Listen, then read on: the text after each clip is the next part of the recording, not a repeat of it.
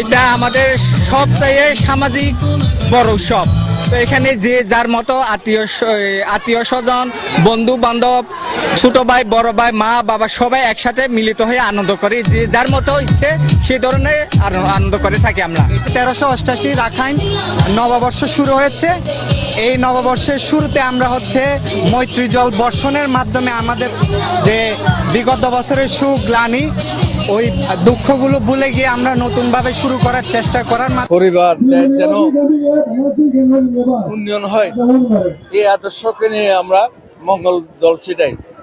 এটা আমাদের বড় উৎসব।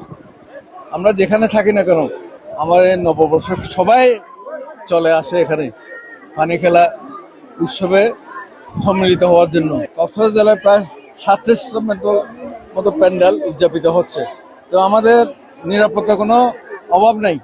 প্রশাসন, জেলা প্রশাসন, পুলিশ প্রশাসন আমাদেরকে নিরাপত্তা দিচ্ছে। বিগত বছরও দিচ্ছে, এবছরও দিচ্ছে। আমি আশা করি আগামীবারও দিবে। তাই আমরা প্রতি বছর এই উৎসব পালন করি।